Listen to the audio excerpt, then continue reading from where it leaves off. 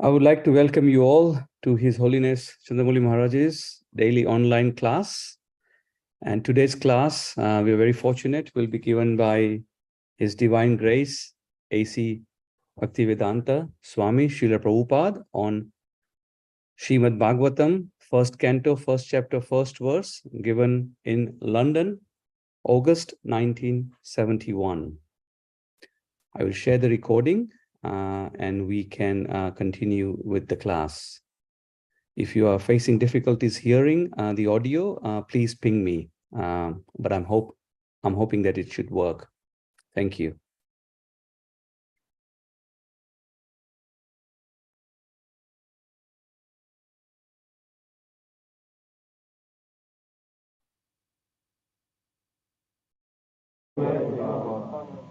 Translation. I offer my obeisances unto Lord Sri Krishna, the son of Vasudeva, who is the supreme, all-pervading personality of Godhead. I meditate upon him, the transcendent reality, who is the primeval cause of all causes, from whom all manifested universes arise, in whom they dwell, and by whom they are destroyed. I meditate upon that eternally effulgent Lord, who is directly and indirectly conscious of all manifestations, and yet is beyond them. It is he only who first imparted Vedic knowledge unto the heart of Brahma, the first created being. Through him this world, like a mirage, appears real even to great sages and demigods. Because of him the material universes, created by the three modes of nature, appear to be factual, although they are unreal. I meditate therefore upon him, the absolute truth, who is eternally existent in his transcendental abode, and who is forever free of illusion.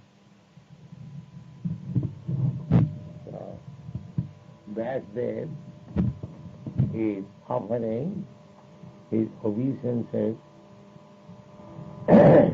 unto the Supreme Lord, Krishna. Om Namo Bhagavate Vasudeva.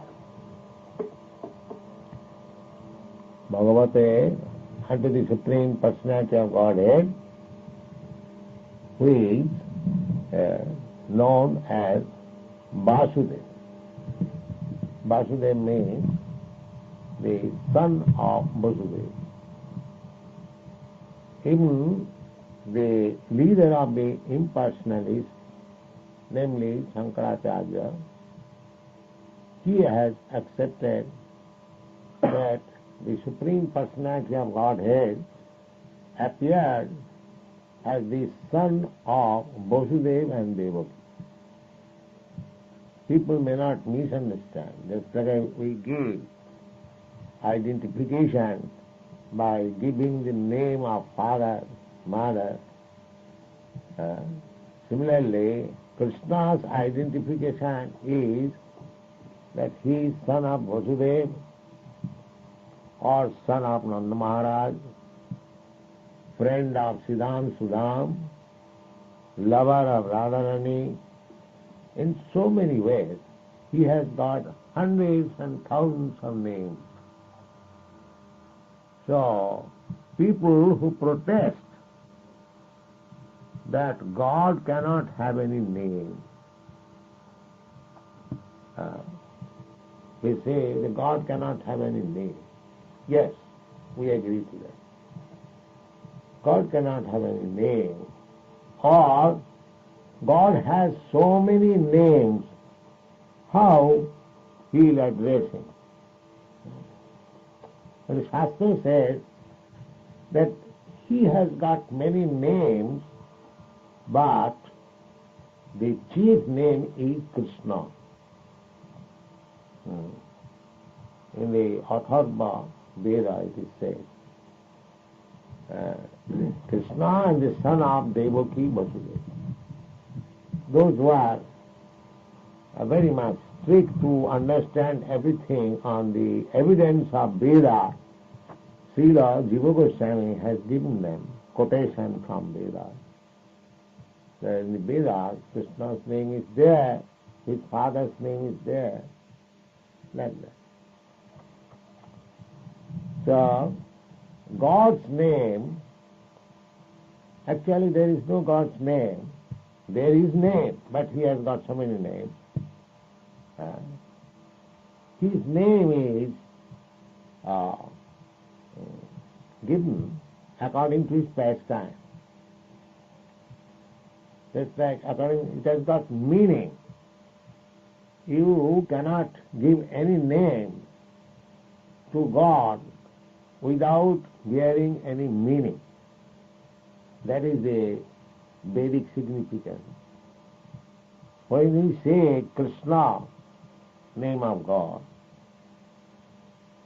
that means he is all attractive. All attractive means he is not only attractive to the devotees, but to the non-devotees. It is not that Krishna is one-sided. He is attractive to the devotees. No. To the non-devotees also. Just like Kansa. Kansa was also attracted by Krishna. He was attracted to Krishna as enemy. There are two kinds of attraction. You can become attracted to somebody as friend as well as enemy. That is also attraction. If you think of some person that this man is my enemy, I want to kill him, or I want to do some harm to him, how I shall do, how shall I capture him? He goes on the office, on the road, so I can capture him in that way. So many ways. Just like in America, the president Kennedy was killed. So the man who killed him, he made it a plan, thinking of President Kennedy always. There is attraction.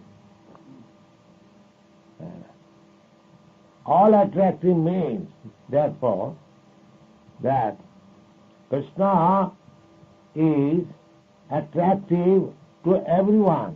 Either one is Krishna's devotee or non-devotee. The best example is Kansa. Kansa heard that the eighth son of his sister, Devaki, would kill him. Since that time, he became attracted to Krishna. So, somebody is coming in the name of Krishna as my sister's eighth son, so he would kill me. So let me kill my sister, the source of Krishna. So he first of all wanted to kill his sister. That is due to attraction of Krishna. He was very kind to his sister. After the marriage of his sister, he was taking very jubilantly his sister and his brother-in-law in a chariot, and he was personally driving, because Devaki happened to be younger sister of Kansa. Naturally, everyone has got some love for younger brother and sister. So he was affectionate. Although he was a devotee, a non-devotee demon, still natural attraction one cannot avoid. Just like a tiger.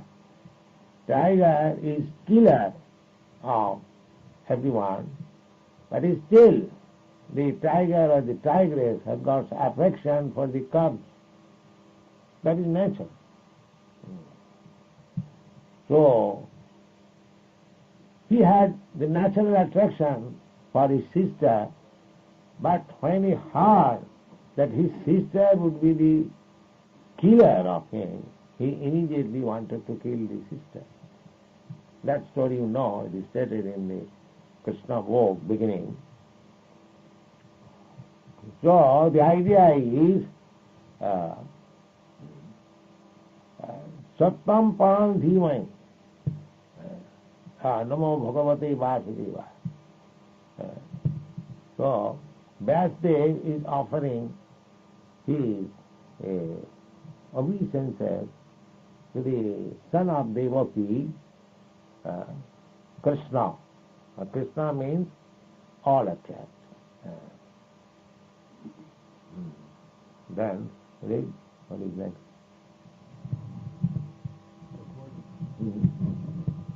Obeisances unto the personality of Godhead, Vasudeva, directly indicates Lord Sri Krishna, who is the divine son of Vasudeva and Devaki. This fact will be more explicitly explained in the text of this work. Sri Vyasadeva asserts herein that Sri Krishna is the original personality of Godhead, and all others are his direct or indirect plenary portions or portions of the portion. Yes, this is the explained in the third chapter, fourth chapter? Third chapter of the Srimad Bhagavatam first canto, when describing different incarnations. So, in that list of different incarnations, Krishna's name is also there. So, Vyasadeva has purposefully explained in that verse that there are so many incarnations. It has been described there that Krishna or God has got so many incarnations, just like so many waves of the river. If you have got some experience of the flowing river, you'll find that so many waves are coming one after another, one after another. So he has got so many incarnations that you cannot count even. It's like if you sit down on the bank of a river and go on counting the waves, so whole day and night, whole year, whole life, still it will not be finished. Therefore Krishna's another name is Ananta. Ananta means who has no end. Ananta. Anta means end. Everything of us, there is end. But Krishna has no end. Similarly, his incarnation has no end. So, in spite of so many incarnations, he is full. If we try to understand Krishna materially, that it's like if we take from some stock, 1, 2, 3, 4, 5, 6, 7, like that, then the stock will be finished at a certain point. Krishna is not like that. Purnam, the Veda says, Krishna is Purnam, complete. What kind of Purnam? We understand also complete. But if we want to take something from the complete, gradually it is reduced and ultimately it becomes zero. So Krishna is not like that. There is Veda says, the Purnasya Purnamadaya Purnameva Avasishyate. He is complete. So many incarnations are coming from him, just like the waves of the river. Still he is complete. Purnasya Purnasya. From original Krishna, so many incarnations are coming. But still he is there. In the Brahma Samhita, it is stated that Goloka eva nivasati akhilatma bhuto. Krishna lives at his home, Goloka Vrindavan. Just like Krishna is in Goloka Vrindavan. So, still he emanates, he expands himself. Akhilatma bhuto. Akhilatma Bhutani is throughout the whole creation. He has creation that is also innumerable. We are seeing this creation, this universe. There are innumerable planets, but Akhilatma Bhuta, and everywhere Krishna is there. Still he is existing in his own abode. You cannot imagine, because we have no such experience. Just like we are sitting in this room, we are not sitting in the other room. Try to understand the distinction between Krishna and us. But Krishna is here, and he is not only in the other room, other building, other city, other universe, everywhere. That is Krishna. It is stated, not that we are imagining, because we take evidence from the Vedic literature. In the Brahma Samhita it is stated like that. Ekapasu rachayatum jagadanna koti jachatti rasti jagadanna chaya jadantam annantarastham paramanu chayantarastham govindam adipurusam tamangmaya. One portion of Krishna. Krishna has direct expansion and expansion of the expansion. Just like Krishna, his immediate expansion is Balaram. Then from Balaram, the next expansion is Chaturbhuha, quadruple, Sankarshan, Vasudeva, Anuruddha, Prabhu. Again, from this Sankarshan there is another expansion, Narayan. From Narayan there is another expansion. Again, second status of Sankarshan, Vasudeva, Anuruddha. Not only one Narayan, but innumerable Narayan. Because in the Vaikuntha Loka, spiritual sky, there are innumerable planets. How many? Now just imagine, here in this universe there are planets. This is one universe. There are millions of planets. You cannot count. You cannot count. So similarly there are innumerable universes also. That also you cannot count. Still all these universes taken together is only 1/4 manifestation of Krishna's expansion. So in the Vaikuntha law there is 3/4 expansion. So we cannot count even one planet. How many Krishna's expansions are there? Because he is annantarasthang paramanuchayantarasthang. He is within the atom also. The scientists are perplexed to analyze one atom. More and more they are finding components. So Krishna, therefore his name is Ananta. Advaita Achyute Ananta Anadi Ananta Rupam. He has got multi-forms. Multi-forms.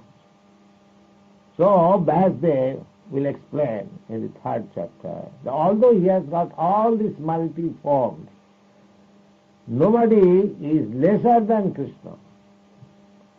But still that Krishna, the name which appear in this list, he is the Supreme Personality.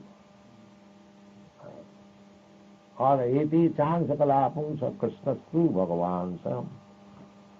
All other incarnations as mentioned in this list, they are amsa kala.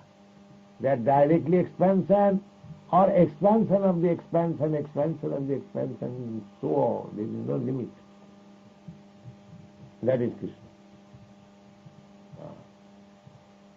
Just like Krishna is in this temple. In other temples also Krishna is there.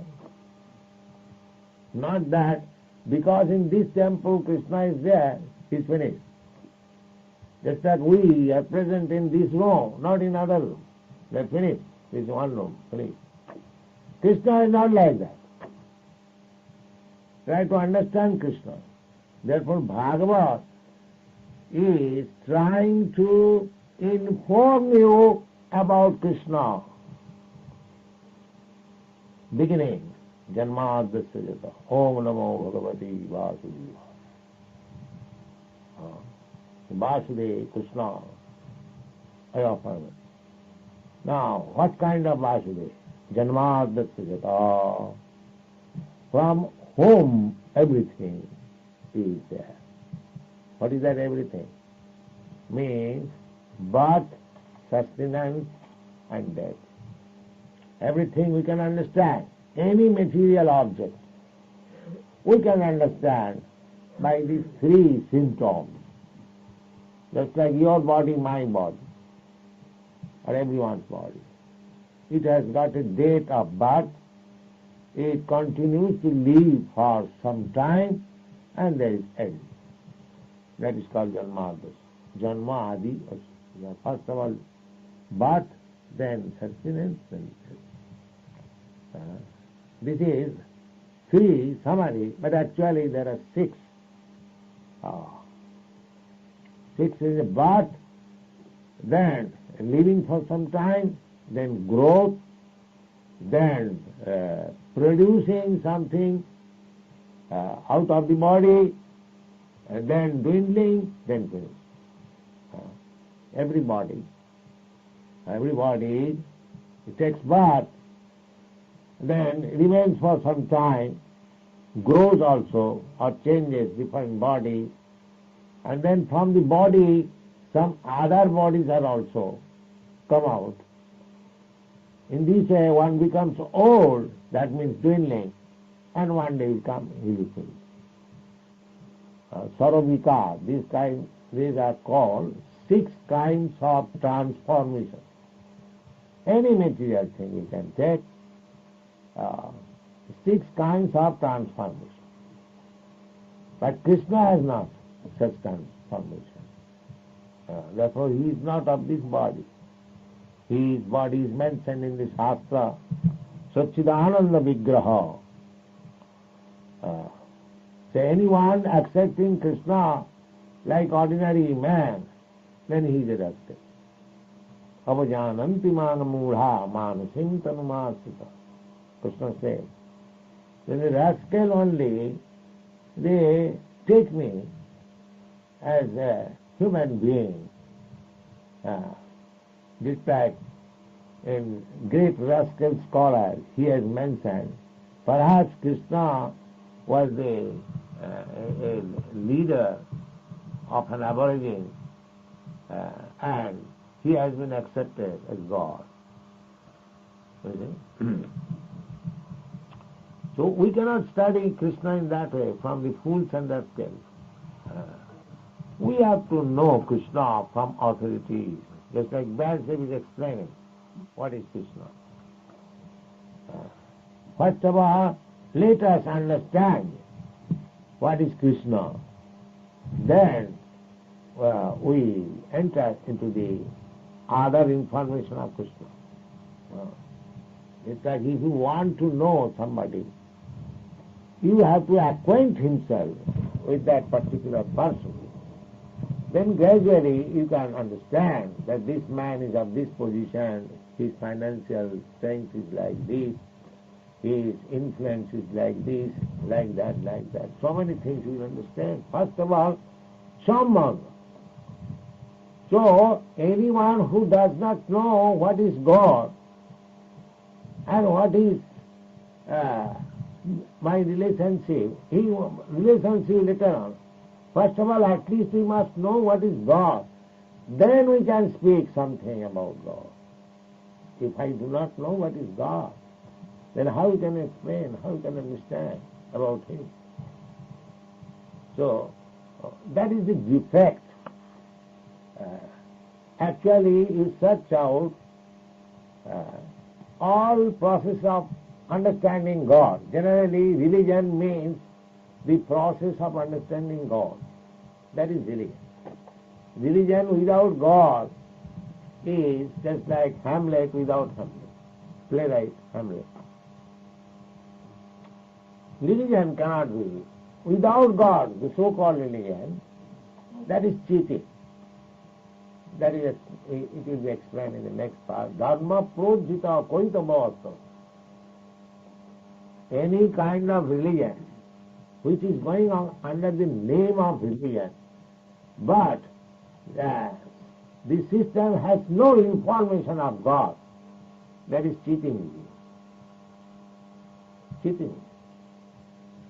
Because religion means the laws of God.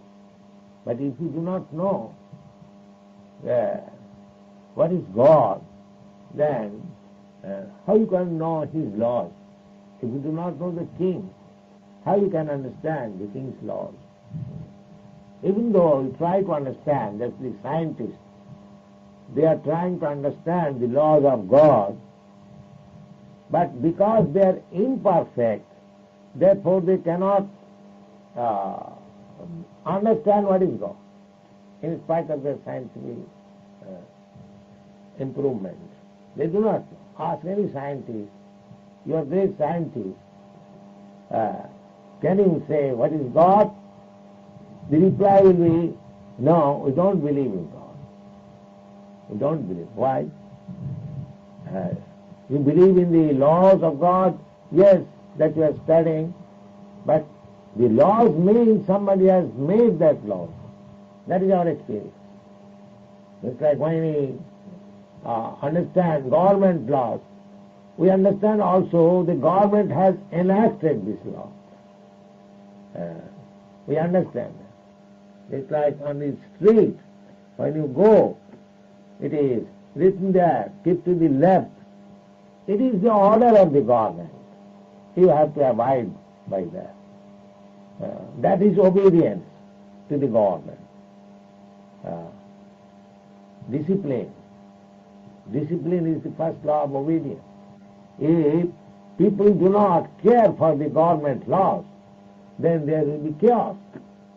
So the present situation is the so-called modern civilization. They have no knowledge of God. Although they are trying to study the laws of God, but they should accept, at least theoretically, there must be God. How I can say God is dead? Because if God is the lawgiver, by His order everything is moving nicely. The sun is rising exactly at the time. The moon is rising exactly at the time. The seasonal changes are taking place exactly in due course of time. Everything is going on. Foods are grown for our feeding, for animals. Everything is going on nicely. So how I can say the manager who is managing all these things is dead? How can I say? These are imperfect knowledge or demonic knowledge or rascaldom. So our Krishna consciousness movement is against all these rascaldom. All this. We present, here is God. Here is God. His name, take His name, take His address also. That is our proposal. It is so perfect. They are searching after God. We are giving the name, address, activity, everything, quality, all. Naam, Roop, Lila, Parikar, Vaishishta, everything. Naam means name. Here is name, Krishna, God's name. Form, here is the form.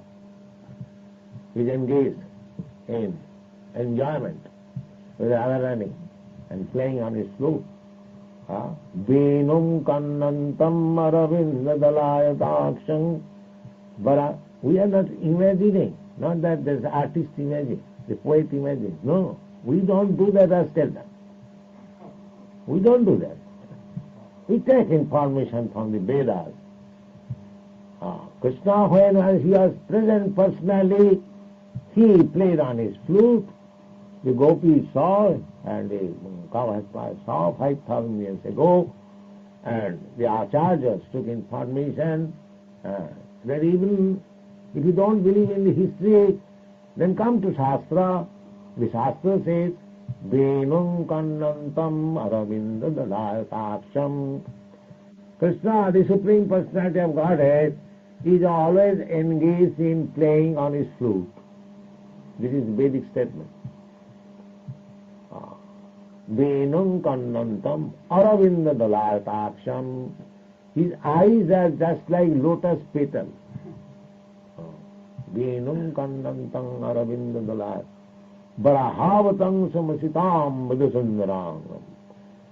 He has got a peacock feather on his head. These are the descriptions in the Vedas. He has got a peacock feather on his head. Barahavatang samasitam madhusundarang. His collar is blackish. What kind of black is? Masitam madha. Just like a new cloud. Mashidam Sundarangam. But don't think because he's black he's not beautiful. He's most beautiful. How much beautiful? Kandarpa koti kamaniyam visesa sobam. He's so beautiful that if you gather millions of cupids, he still is more beautiful. These descriptions are there. So, Krishna consciousness movement is very nice. You'll be able to understand what is God. And you'll be able to understand what is your relationship with God. And you'll be able to understand how you can go back to home, back to God. Thank you.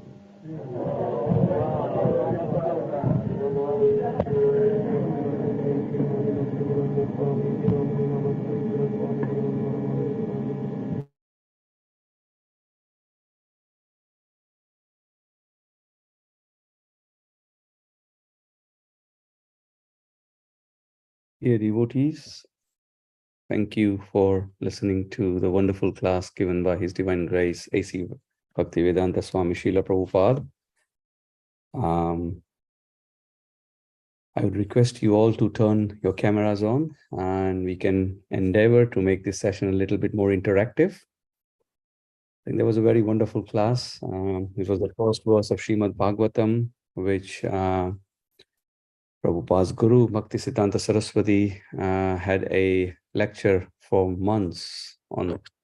And then he had to stop, saying he can go on for longer because there is so much tattva and so much essence in this single verse.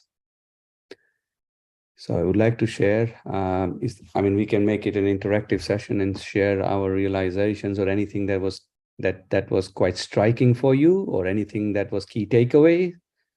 Anything that we can share would be helpful in this forum based on the verse. Thank you very much.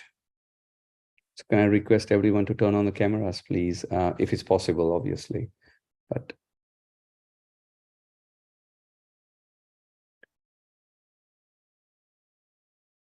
so I would like to share my takeaway. The first one was Hare Krishna Prabhu. Thank you for. My takeaway was that Prabhupada has made it absolutely clear in all his books and most of the times when he mentions the names of Krishna, he writes Supreme Personality of Godhead. So there is no doubt and there is no room for any errors or misinterpretations. And even in this verse where we say Om Namo Bhagavate Vasudevaya, anybody can come up, any future commentators or anybody unscrupulous persons can think that, okay, who is the Supreme Person? And Prabhupada is mentioning that, to mention Krishna by his name, he's the son of Vasudeva. again, to make it explicitly clear who is that Supreme Person. And I think that was quite interesting for me. And it's not interesting, but it's also quite reassuring for preaching purposes as well, because Prabhupada's books are very constant and very consistent in the description of Krishna, where he mentioned Krishna, the Supreme Personality of Godhead. So that was a very good key takeaway for me. Yes, and I've got a few others, but I would like others to share as well, if possible.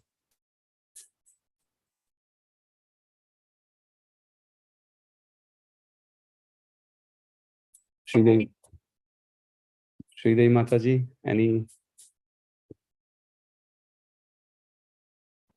Hare Krishna, Dinanath Prabhu, and all devotees, please accept my humble obeisances. All glories to Srila Prabhupada, all glories to Gurudev. For me, what struck most, Dinanath Prabhu, if I may humbly share, I mean, I'm not very intelligent, so whatever little bit I got, I will try to share. I beg your indulgence. What I got was how Prabhupada is repeatedly proving that Krishna's position is the topmost. Now he's explaining over and over and over again that there is no superior person. After Krishna, you can't find anything else. Krishna is the topmost. And that description that if you sit on the bank of a river and keep counting the waves, to me, in my mind's eye, when I was reading that, I was thinking, just imagine sitting on the bank of river and you keep on trying to count the waves. There is no end to that.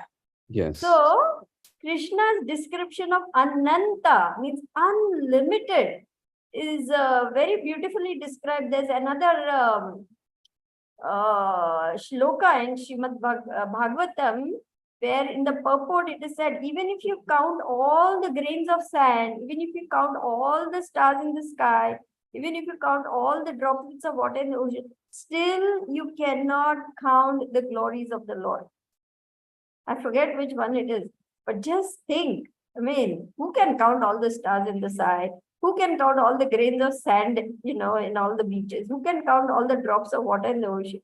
But even if you could do all that, still Krishna's glories will exceed that. So to me, that's just mind-blowing to even understand a little bit of how unlimited Krishna is. To me, that's just amazing.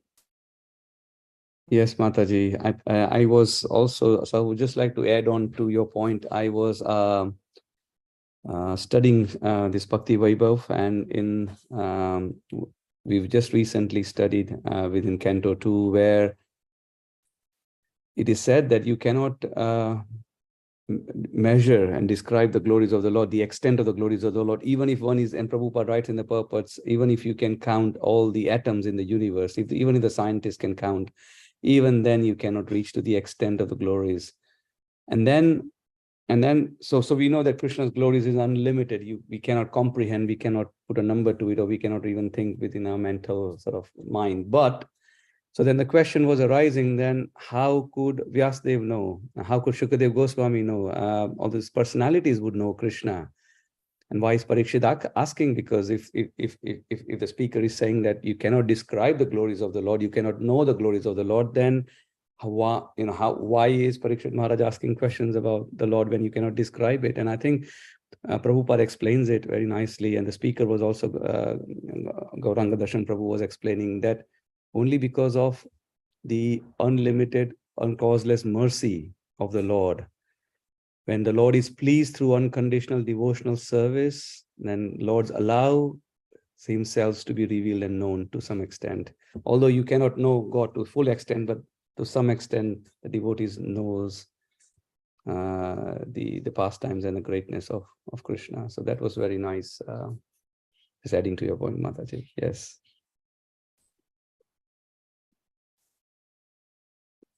And I think I like Prabhupada when Prabhupada says rascaldom, and rascals and scientists are rascals. So that's one of my favorite. That's my son's favorite as well. So now whenever I'm reading Bhagavatam, when I hear, whenever Prabhupada is chastising the demonic mentality of the materialistic scientist, I always write the name scientist, if I have to go and refer to all the things Prabhupada has said. But yeah, and this is quite true. I was in a Bhagavatam installation ceremony, So in UK, we are part of the Bhadra. Anybody who takes Bhagavatam, we offer that if you want to come and we can do a nice ceremony, Bhagavad Katha Kirtans, to encourage them to take Bhagavatam home. So we went to a couple who took Bhagavatam over the weekend.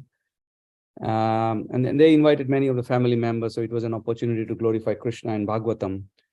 But then in the end, this young boy who came in, he was saying, how do you know this is true? How do you know this has happened?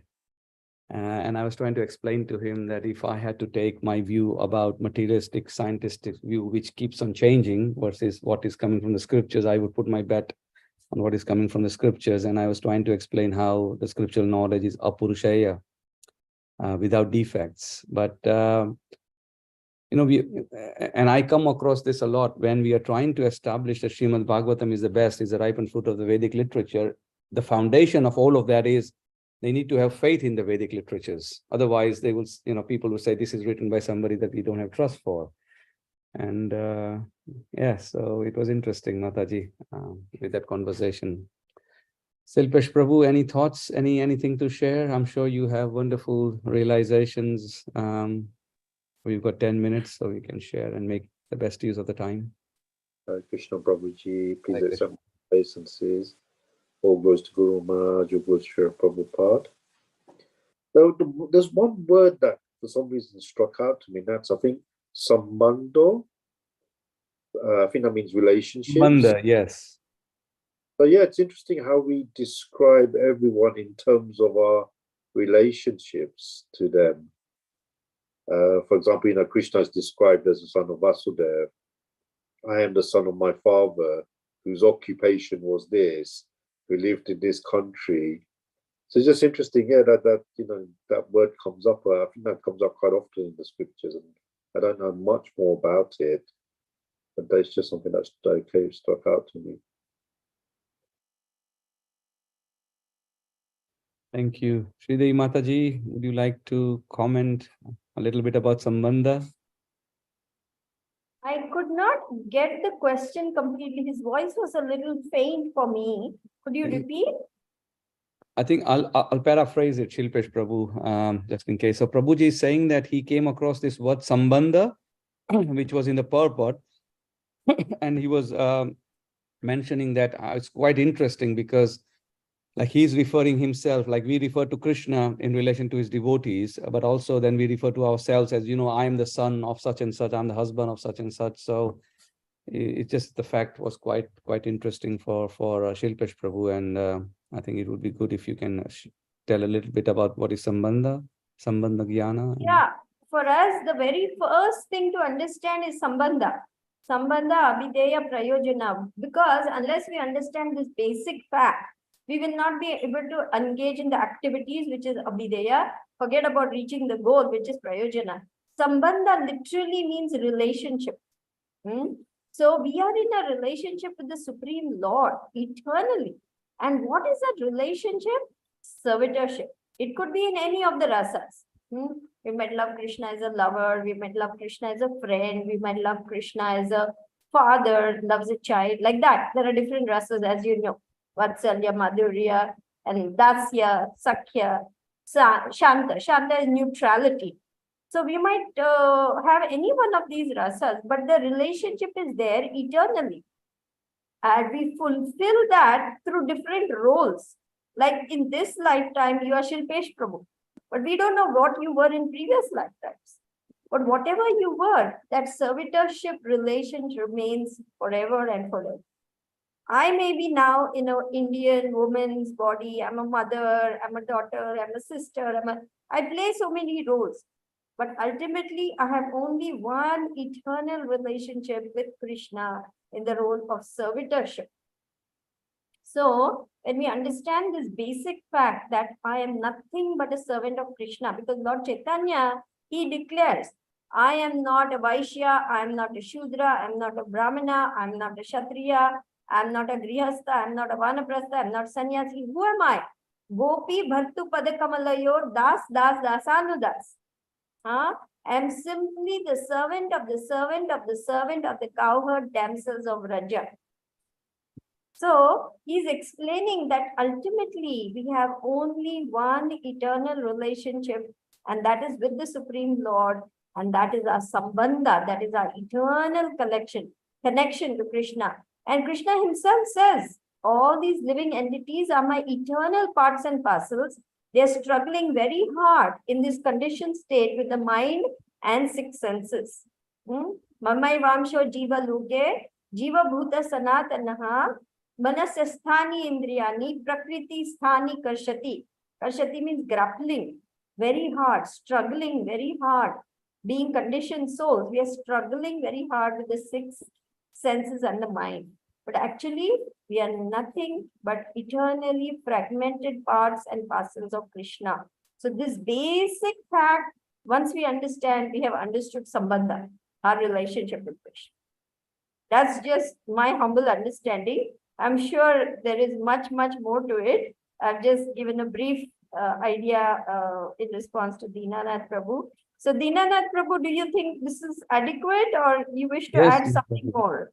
No, I think this is quite adequate. Thank you, Mataji, for that explanation. Hilpresh Prabhu, is that, and you want to get that clarified, or are you okay? That's pretty good. And I think Maharaj often says that everything, even in this material world, it's about relationships. We need to have relationships, especially with devotees.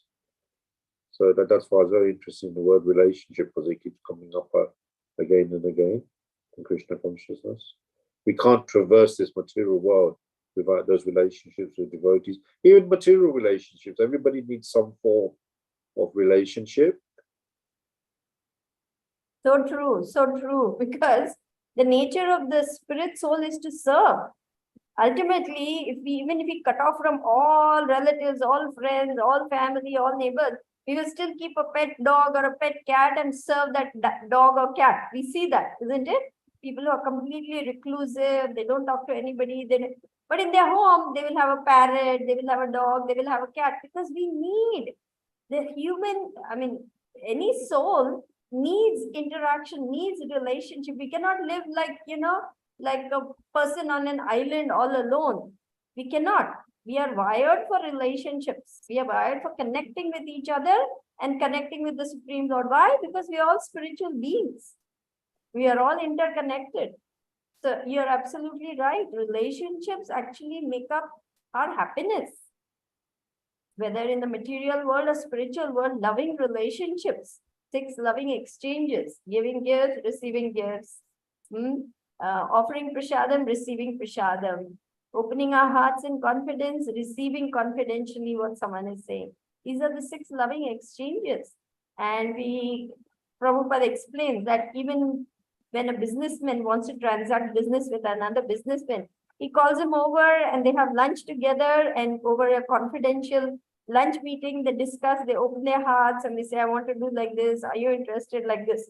So you're right. In the material world, it's all happening all the time in different ways and forms. The spiritual world also, it's happening all the time. Yes. Thank you, Mataji. Thank you. Any other comments, feedback from the other devotees on the call? Namrata Mataji, anything that you want to share? Hare Krishna. My humble obeisances, all glories to Srila Prabhupada, all glories to dear Guru Maharaj, all glories to wonderful devotees here. Actually, I'm really sorry, my net is fluctuating, so I'm not turning my camera on. Really sorry for that. I have already logged off 2 times, but I'm stable here right now, so I'm not touching it. So basically, I had a question, but in your discussion, you already answered quite a lot. So I was just thinking when Prabhupada said that one cannot know Krishna without the mercy of acharyas.